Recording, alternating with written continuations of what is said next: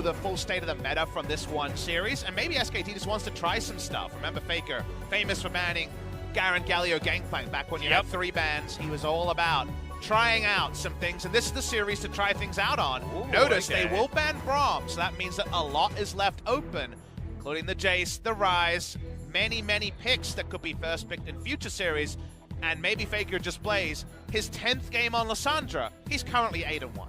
Yep, they could definitely pick up the Lissandra here if they want to. There's a lot of different options. I think Ryze races in priority, but if you're going to pick it alongside Lissandra, it loses a little bit of value there. They could definitely grab both of them on this round if they would like to. Do you show new stuff against Jin-air, or do you just play the stuff we already know about? For example, Lissandra is their bread and butter champion that Faker plays every game. He was actually remarkably frank in his interview last time out and just said, yeah, I find it boring, really but I'm really good at it, and we win. So, you know, yep, he's probably playing Lissandra again. Small chance that Khan is going there, but against Jace, it sounds really painful. So, yeah, most likely going to be Do they just pick Lissandra Urgot and play the mind games? This is SKT, remember? I would love to see some Urgot jungle. I've been playing with it. I know Broxer and other junglers have been playing it. It's a very specific jungler because you think of Swords Urgot, and you think, oh, a tanky champion that does a lot of damage. Let's go for it.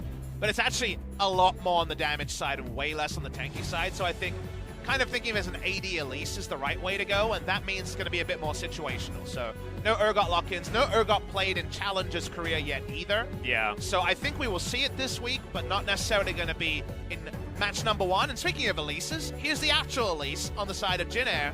Now, CheonGo's not playing, so the chances of Zed go down, but a champion that famously does bring up the chances of double AD solo lanes. Yeah, you can have the Jace and something like Yasuo if Grace would like to. Of course, it does go down in priority given the fact that Elise doesn't come with a pre-prepared knockup. See what SKT wants to do with their final pickup here as the Lucian does come in for root. Pretty understandable 80 carry pickup, but not necessarily following through with the new and exciting changes here of 9.6. Haven't seen the Xayah being peaked at just yet. But of course, Lucian is still strong. And there's the lock-in of the Vladimir. Could be going into Teddy's hands, could be heading up towards the top side of the map as the Vladimir into Jace matchup. Is Vlad taking a lot of pain, but you still have that late game? I do like that you, in this particular case, make a non-spurious observation. Lucian sometimes crowds out a lot of 80 carries, and we're in a meta where people are happy to throw Vayne, etc. into it. But having a flex pick that has very frequently gone into Lucian, in this case, could actually be a realistic bot lane choice. So I think you spell out something that could happen here. My first thought is we're going to probably just see an 80 carry, and that we know our 2 solo lanes, but it's still another headache for Jin-air to consider on a patch where there's a lot of headaches, Atlas. Yeah, exactly right. And also, what is the favorite lane of Vladimir? It's Shen. Shen got a little bit of a buff on this patch as well. And what was Who's Marta favorite, known though, for? Atlas? Marta was known for Tahm Kench and Shen when he was playing on KT, all right? So there are more road signs that... Don't give me that look. Don't give me that look, Pop Smithy.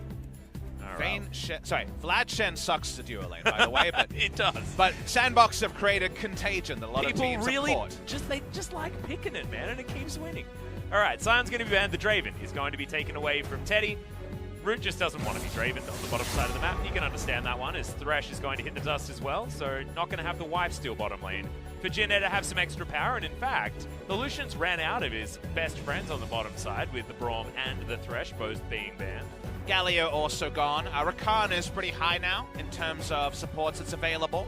Yeah. And from there, there's a lot of range supports being played around the world and in Challenger's Korea, so I think the Karma meta can come back as well. That's why the Rakan is going to be banned here. I think that Jin-air realized that they were picking themselves into a bit of a hole. Well, you think about what Jin-air have, and it's some pretty good siege with Jace in some early games, so you think timings are there, and you think quite a brittle backline. So backline access from Rakan is something that SKT is likely to be opting into with the final pick on the red side. Get the confirmation that it will be most likely Khan on Vladimir and Lissandra in the mid lane. So maybe they'll find an engaged support anyway.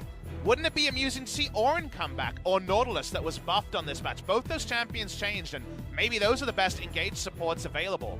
With all the changes that come through, Jin-air won't have the ability to know anything before they get to see that support pick. They need to finish out their solo lanes, and this will be Grace jumping on Jace, most likely. Could be.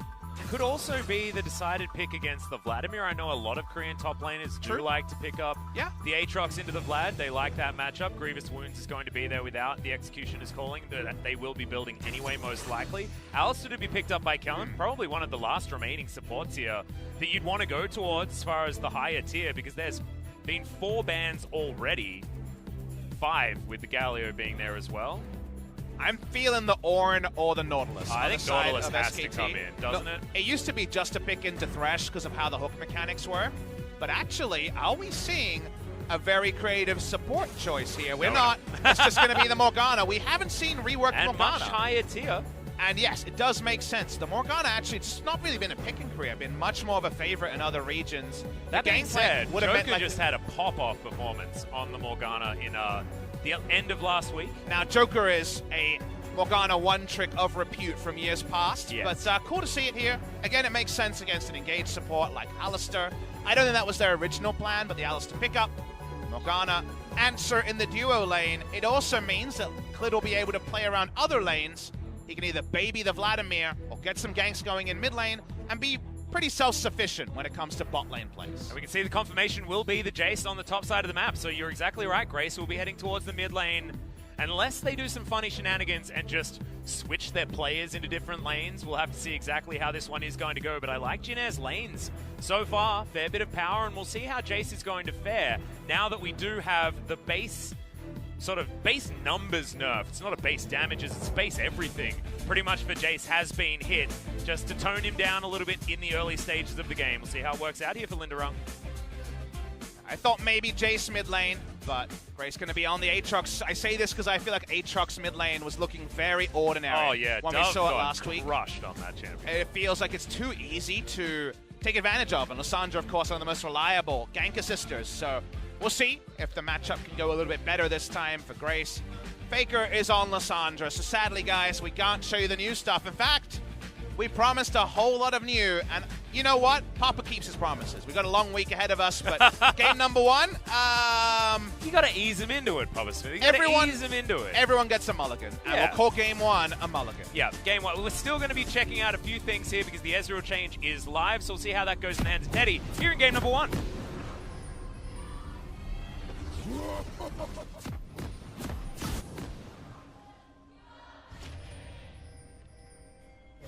Now, for all you nitpickers out there, I know that it's not an Ezreal change, it's a tier change that only affects Ezreal as far as the current meta is concerned. So I'm calling the tier change an Ezreal change. I believe only 2 champions have ever done double tier stacking in competitive play. It was, of course, Ezreal most recently. The other one I remember, if you remember this, Atlas, way back when, was the Miramana Rise. Miramana Rise had the great application on single target spells. So that was before the Mana. This is many years ago. I think 2014, I want to say. That was the last time I can remember a double tier champion in pro play before the Ezreal time. So yes, I agree. It is an Ezreal only change. And I think it's a welcome power down. They decided not to give him direct nerfs.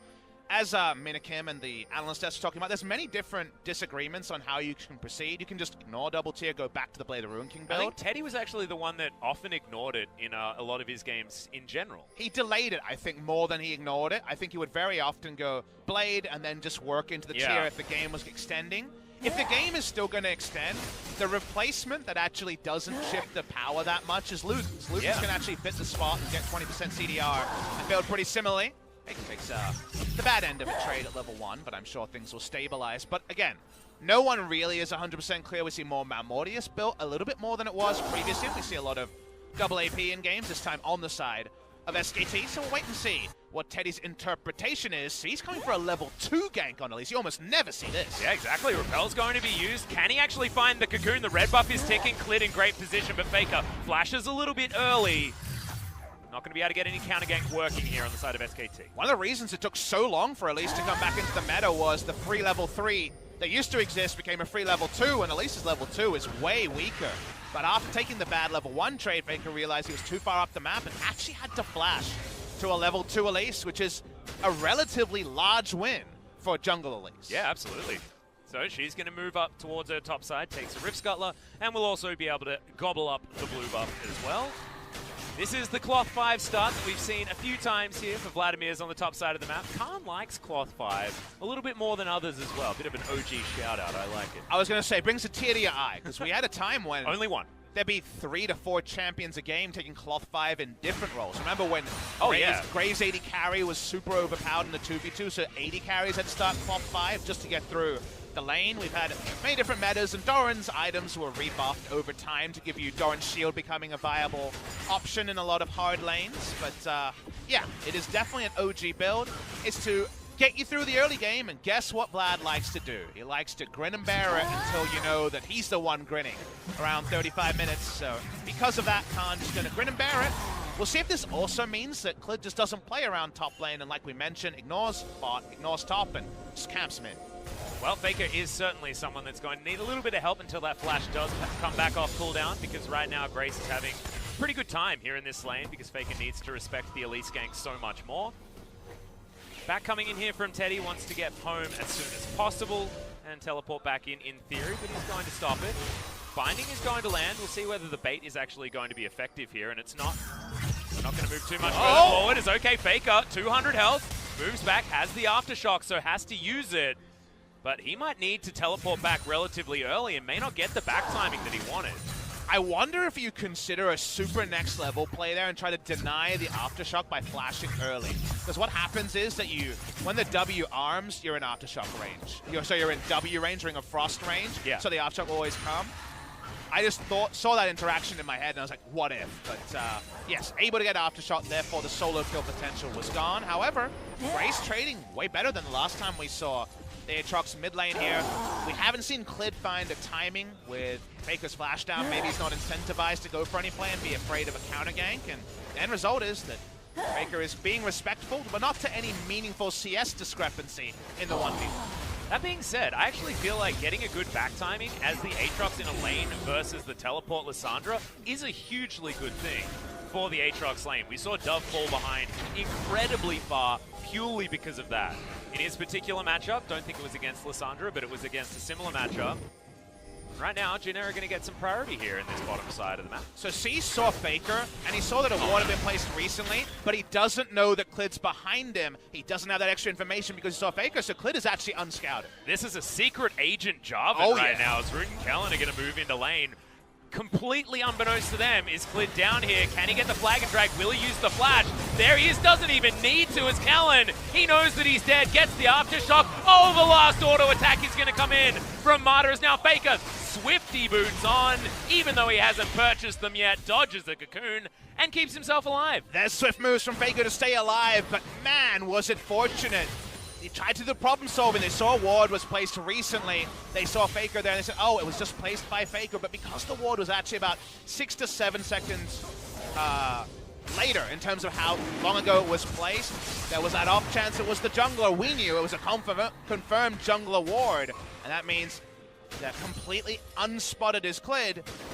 Alistair was very surprised to find a Prince behind him. Yeah, he almost made the great escape. I mean, the flash was there, but unfortunately for him, Martyr had already queued up the auto attack, and he's not actually able to make it out. So, Kellin, a little bit robbed, but SKT with a fantastic gank on the bottom side of the map, and I love seeing this, just smart play out of this team.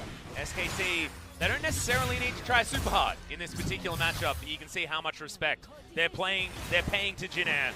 As Kellin gets hit by the binding, and then what the heck is this Jarvan doing here? And what beautiful Black Shield timing onto the Jarvan there, because of course the natural thing is when you see the EQ at your feet, you just pulverize and you're able to disengage and get a much safer flash, and you get Aftershock instantly. Remember that interaction. There was no time for Alistair to proc Aftershock because the Black Shield denies the ability to apply hard CC and thus get your extra armor and MR. Yep, and if he had to use the headbutt pulve on one of the ranged champions, then he would have been in between 3 people and Aftershock wouldn't have mattered. So that's between a rock and a hard place, is about, I believe, how you describe that situation for Kellin. Smarter has brush control down here on the bottom side. We've got a Sheen picked up, but importantly for Jin-seong fans, there's no tier yet completed for Teddy, so it doesn't get the dream back timing. I'm just putting those 2 and 2 together of there really shouldn't have been a Jarvan behind me, and really I couldn't apply my Aftershock. Pretty tilting you just feel 2 different bad. things there. That's a very feels bad man for Kellin. We'll see if he's able to shake it off. Trying to use the Lucian to get some lane punching going. He's just throwing a lot of positioning bot side, but here we go. Yeah, that's true shot barrage. Oh. And EQ will just straight up kill the Elise, but they're not going to go too aggressive there, is Teddy. He had the flash available. I thought maybe he'd go for it, but Clid was topside. Playing respectfully here is SKT. Not against Lindarang though, he dodges the EQ, but the Cataclysm comes in. Lindarang boops him back, but has to use the flash. There's still a successful gank here and a lot of extra space for Kang. And so big to buy a summoner ganking for a Vladimir lane, because predictably Vlad did nothing.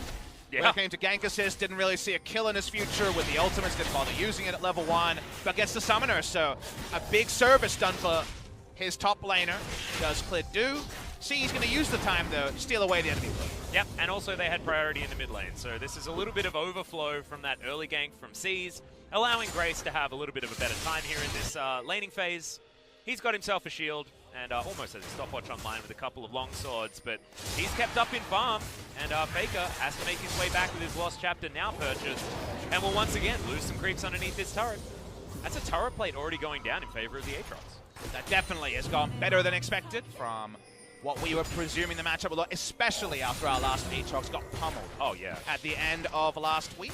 It just shows how the difference in jungler can change how a lot of these lanes are going to go. Of course, SKT aren't too worried about what happens here in this early game. They have about as much late game insurance as you like with the Vladimir, especially when it's against this double AD style composition that isn't hugely long range despite Jace having a lot of poke options.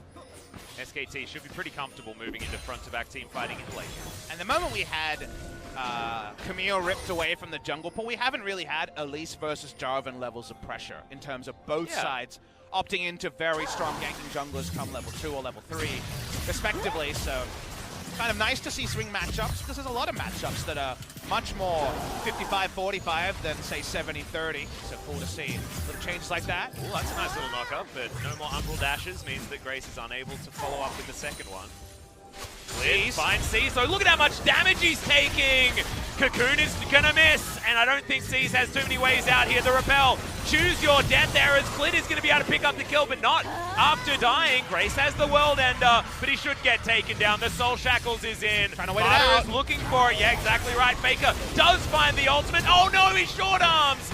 The E, but is still able to flash himself to safety. Rude. Teleport comes in from Khan, but Faker is going to go down. Aftershock or not, that is not enough, as the Hemo Plague is going to do nothing to deter Jin-air Green Wings. They grab a couple of kills in response to SKT. SKT rotates first, but Jin-air actually stick the landing way better than you might have imagined. The trade kill there didn't look on the cards onto Clid when the roam timing was there from Marta first. However, overall, it ends up being pretty even, all things considered. SKT not able to hit the ground running like you might first have imagined. Yeah, exactly right. We're going to have a look at this one again, and you saw how much damage C's took, but Clid is also extremely squishy. But remember how this starts. Morgana roams first, and Clid does the whole health bar of the enemy jungle before anything happens. Suddenly you're like, wait, Grace does a lot of damage. This is still outnumbered from the side of SKT. Kellin only gets there now. Of course, you can buy a lot of time if you're waiting out the world ender, like SKT were looking to do. Faker has to flash, doesn't get over with just the glacial path because of the CC that comes through. It takes Root's flash, they do get that man. Yeah. Well, nicely played by Jin-air Green Wings, and they're going to follow it up with Shelly as well on the top side of the map. C's going to be able to solo that one down. They traded for the Cloud Drake, but it's a Cloud Drake at this particular point in the game. Not too worried about giving that one away, so Jin-air trading up. Teddy's going to be able to get himself this turret plate though, and things still going very well for SKT bottom side of the map. Tiers stacking up almost with the mana immune completed. It's worth remembering, we feel like this game is kind of with Jin-air at SKT's whims in the late game. If you consider what Vladimir has to deal with in terms of level 16 Vladimir, he's just going to mop up members of Jin-air. There's no resistance really. There's only, what, kind of one ability that's going to reliably stop him in the headbutt, and that can easily be just pulled through. And yes, Aatrox and Elise can do things. You can boop away with Jace, but if you're in range from Jace, you're dying to AoE, so yeah. The Vladimir outscale is super large in the late game, and right now the gold is small lead to SKT, and every time Clid finds C's, he almost solo kills him. Well, Clid's now just looking for a red buff. Not going to be able to get it, though, as the Cocoon is going to go slightly wide. Control ward goes down. Jin-seong going to be able to mop that one up, and SKT get nothing for that little invade into the jungle. We're looking to see Jin-seong hit the ground running on multiple turret plates and lanes, and to some degree, they've got at least one in every lane, but they need to have a lead and hit the ground running pre-25 minutes. And right now, it feels like the map state is more influenced by the Jarvan than the Elise. Yeah, and it's 4-1 as far as those turret plates are concerned. Grace trying to get Clid out of his river, but I don't think he's going to be too worried about that one. Crimson Rush is going to keep Kang pretty comfortable here on the top side of the map. Doing some pinging out, Lindarang wanting some help, trying to grab the rest of these turret plates as 13 minutes has ticked up. C's still sticking with Shelly in hand. It's a lot of money that may go begging unless he can get up there, and it looks like he probably will. Interesting that the decision is top lane. It's more about denying Vladimir than opening up the enemy. Khan, of course, has no interrupts. Yeah, it's a little bit sad. Can only do a bit of damage, but they want to end this Vladimir laning phase and make him online teamfight ready as late as possible. That means entire turret. Good focus down there means they get down that third plate, which means the last two will die to the charge.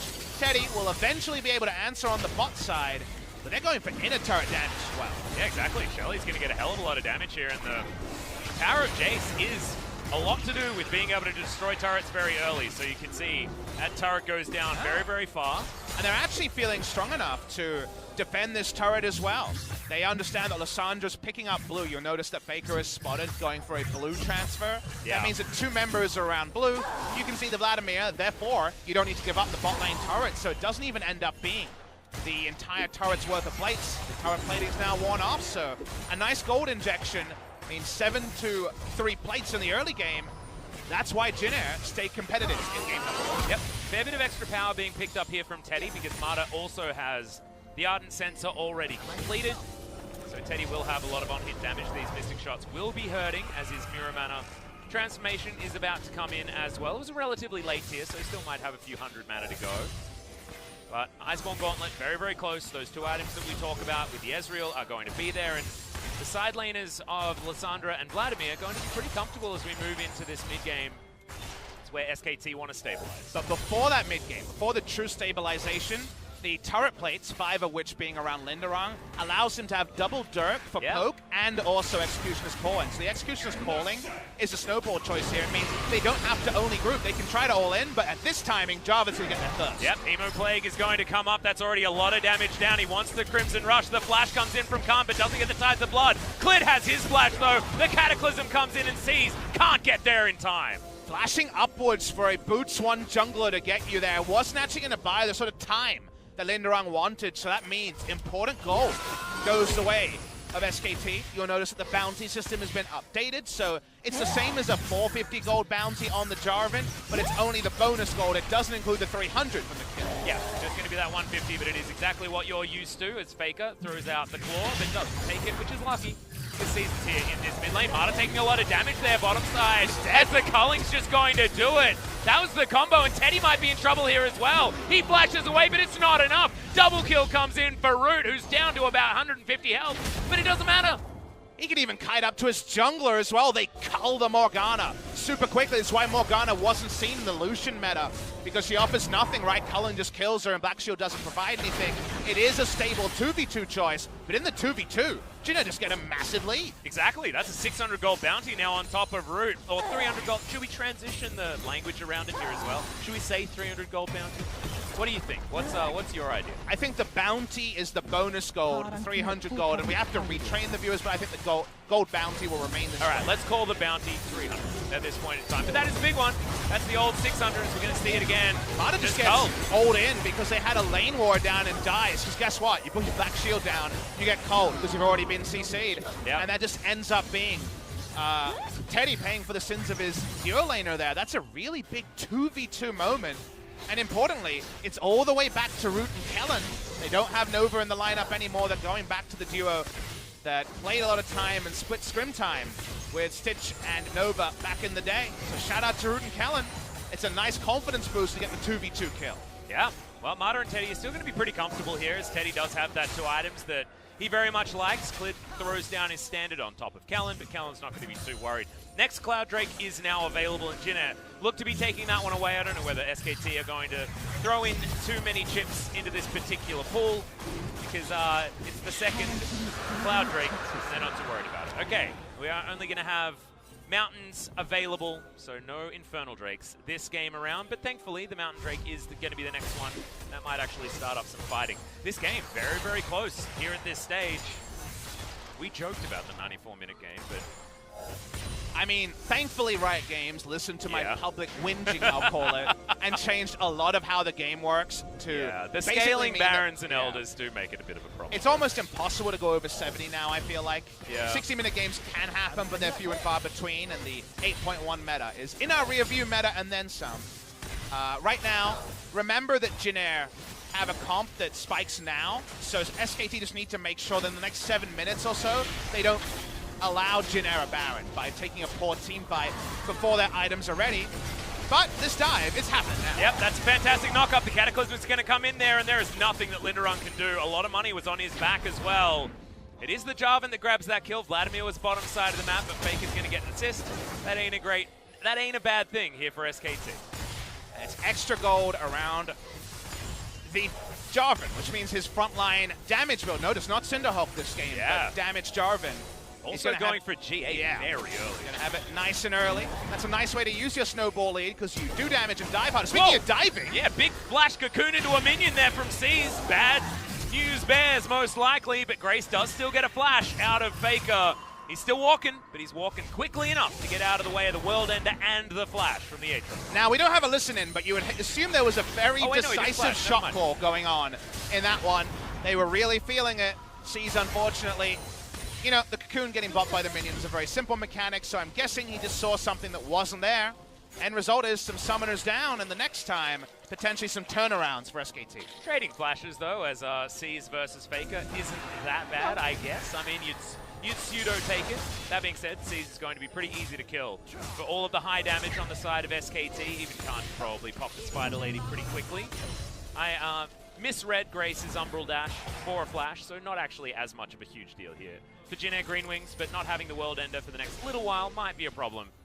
And just slows down Jin-seong, right, as they're looking for a gank on the bottom side, but I don't think Khan is going to bite off more than he can chew. Investment of 3 people on this outer turret that's still very healthy isn't going to get them anything. You'll notice that Jin-seong, after Jace has been slowed down, actually is a couple of CS behind, is really only strong where Root is. Root has his core items done and a snowball QSS with his 3 kills. So that is where Jin-seong want to be fighting. A way to actually force SK Telecom to take a true 3v3, 4v4, 5v5 when Lucian is present. We're post 20 minutes. Feels like Jin-seong right now. Their next move probably decides the game. If they can actually find a Baron or 5 kills, then maybe that's enough snowball gold, but Khan is stabilized. SKT just need to not make a colossal mistake and allow Jin-seong to gleefully accept a mid-game lead. Yeah, well, at the moment, they don't have one. SKT are still ahead.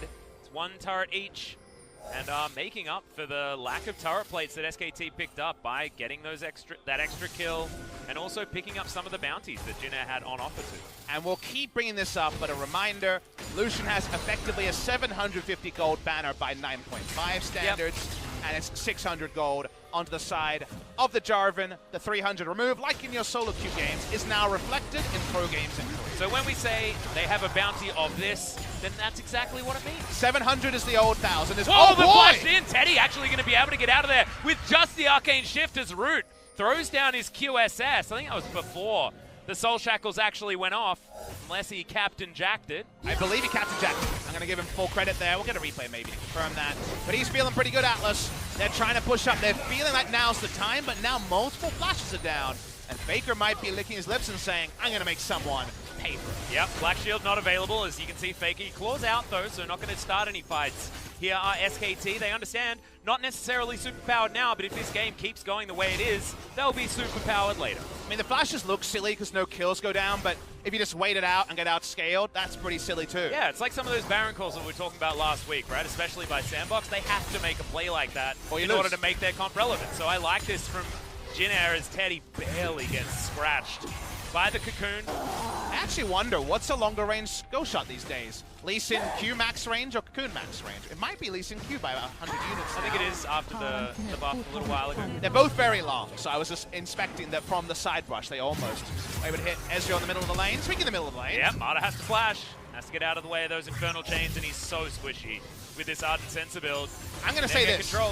Forcing Mata onto this far back on his champion pool, he looks pretty uncomfortable this game. So yeah. It does feel like Mata, with so many engaged supports taken down, does feel a little bit out of his comfort on Morgana. He's been caught too many times based on our usual high expectations. Well, Faker actually spotted on a ward down here, so Jin-seong with full information. Claw takes him over. I don't know whether Jin-seong actually saw that one. But SKT now split in a 3-2. Back going to come in, but all of that information given down by the human ward that is Lindarang. Face first into the Cocoon as Clid takes a volatile Spiderling, but otherwise isn't going to be too worried. Shock Blast lands onto Kang, but he's got a lot of ability to repair himself. Now SKT thinking about this red steal. Grace comes down, Clid just flags and drags his way in. Brute Force is going to be able to grab him that red buff. Jin-seong can't actually offer too much back as Teddy's sneaking in a lot of these Qs. That damage is going to add up as C's down to half health. And this is a mostly neutral slight advantage SKT trade at a time when Jin-seong should be at their strongest. So we're still liking this for SKT. They're going to try and take the Mountain Drake and repel a mid lane push.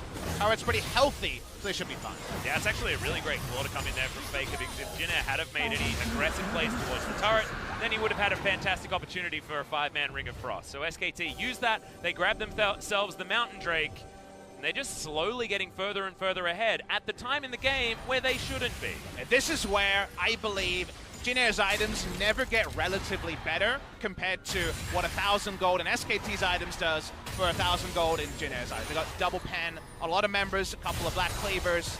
They very much have a lot of physical damage and physical damage shred.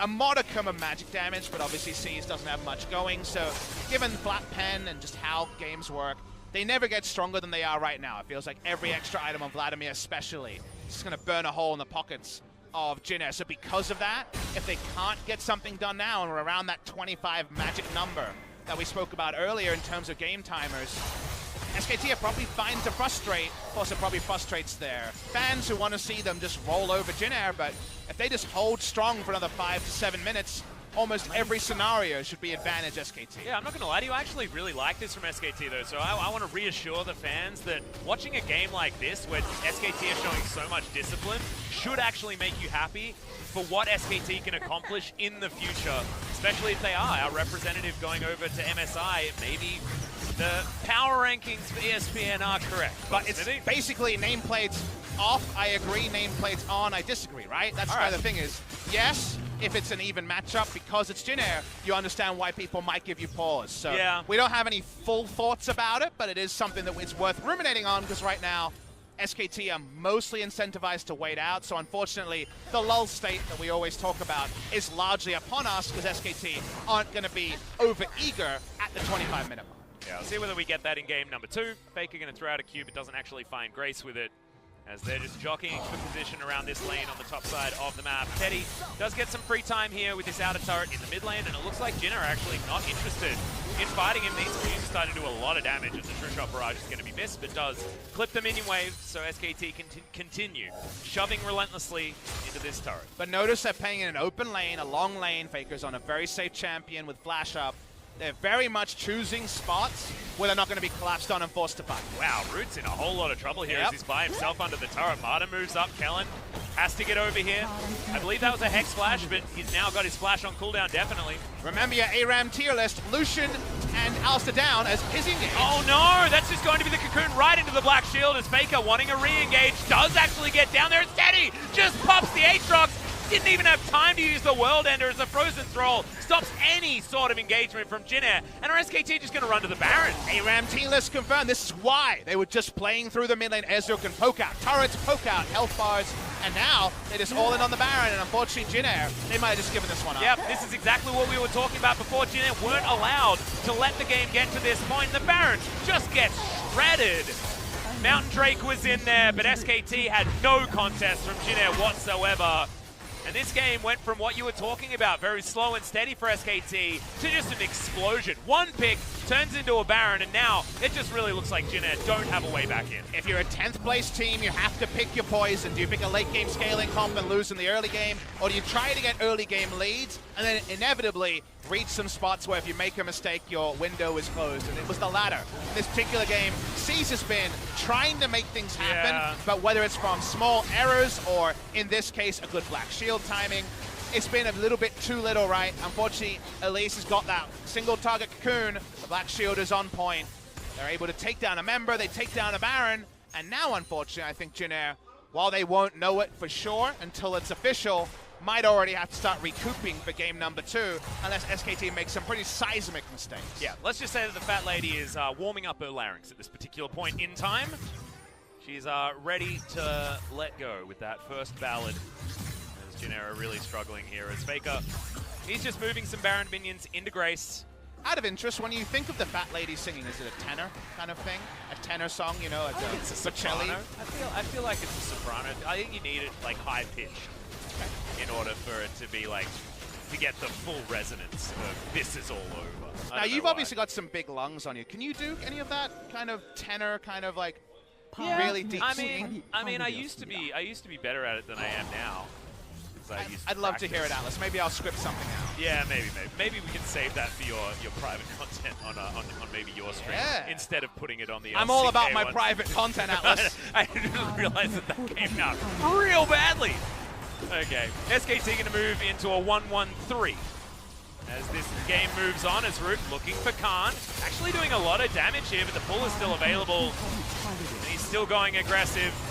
He will move his way out. The Hemo Plate gives Khan a whole bunch of his health bar back as Kellin and Root down to about half health. Teddy moves in, does land the Q, lands the second Clid, looking for the flag and drag. Just Cataclysms, gets the passive on the auto, takes down the cow very easily as now Grace is fighting Faker, and the World End is going to get weighted out, but it's a great knock-up, and Grace gets a solo kill. It might unfortunately only have to be a small silver lining because their base is in tatters. Yep, Faker wants to give something back here to Jin-air. At the very end, Khan goes into stasis as Lindarang very far up.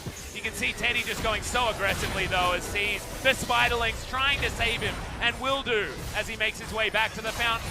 2 inhibitors have been taken down. SKT are missing their mid laner, who has teleport, but only after 25 seconds. And Atlas's indirect nerf to Ezreal isn't working on Teddy's Ezreal. He's gone into the Blade of Ruin King. He's got a BS sword now. He's going to get safety rather than CDR. Oh my goodness. And you know what?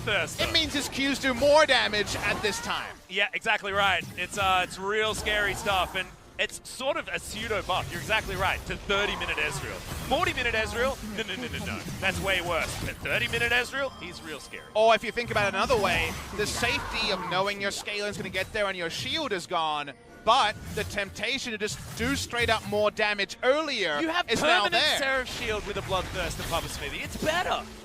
Fair point. Yeah, see? That's some play-by-play analysis for you.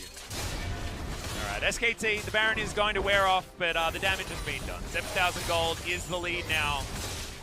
Teddy parks himself on the top side of the map. That's the last remaining lane with an inhibitor turret in it. Inhibitor turret also there as well, so some more standing gold that SKT want to take. It's only a 2-kill lead if this squad just shows that they have just been running Jin-air around, picking up more farm than them, and creating a huge problem. It's a 20 CS advantage in the mid lane despite that solo kill going down. And even though Root is 3-0-0, it feels like Teddy is so far ahead of him. And unfortunately, Jin-air, like we've said a couple of times, had one of those drafts that needed to be so far ahead. Didn't have it, and it hasn't even been Vladimir related, right? It was just Teddy popping off in some ARAM scenarios, and Jin-air not being able to actually get a lead. Free Baron into now 2 inhibitors down, and we're kind of waiting for SKT to dot their I's, cross their T's, and take us game number 2. Yep, Caesar's looking for a flank, but he's going to be spotted on that control ward. Faker moves on in here as well. They just want to take him down because they know with Baron up, it's another minute and a half, actually. Getting a little bit ahead of myself here is Teddy. He's heading forward, but Black Shield is going to be available. Kellin maybe too far off as the True Shot Barrage doesn't hit for quite as much this stage of the game, but still feels like hell for Kellin. The ultimate has to be used, and that means that's a tool that's not going to be in their grace. Has found Faker one more time. And yeah, Vladimir may have turned up to this series now as he goes into stasis under Nexus turrets. Of all things, is going to avoid all of that extra damage. Now the World Ender is going to come in. I'm sorry, Grace, you're not going to do it 2 times in a row against Faker as See your death, Miss Spider Lady, and Faker's going to be able to pick up the kill under C's. SKT should be able to take down some Nexus turrets and really put a dent in this series very early on against Jin-air. The flash from Faker. The kill's going to go down under Lindarang as Grace tries to get back towards the fountain. It's not going to matter. Nexus is going to go down, and SKT dominant game one. Vladimir being the ultimate wedding crasher, waiting till the bouquet was thrown before he shows up. Was he Vince Vaughn or was he Owen Wilson in this particular example? I leave it to your interpretation, Atlas.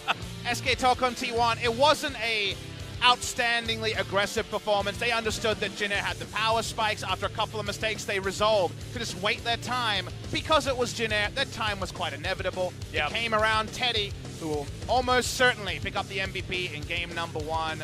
The Bunny Ears are going to be rewarded with a victory in game number 1. Happy birthday. It's her birthday. Jisung just confirmed. That was what was written on those cards. We can't actually read it. If only Valdez was here. He can read it. Well, because it was Jin-air, she was very likely to get her birthday present this time. Yeah, if it was an SKT win that they wanted, then you would definitely got a present there. So you'd hope that she is one of their supporters. The Jin-air supporters not feeling too happy at this particular stage. However, they have been very loyal to this squad, and this is one of the last 2 times you may have an opportunity to see Jin-air Green Wings on an LCK stage, and that is so sad. For all of you fans out there, and I know there's a whole lot of you that have been watching the LCK for a very long time, Jin-air is almost synonymous with this league, and we might be missing them and potentially another big name if the challenger teams are going to continue looking as good as Damwon and Sandbox are this year.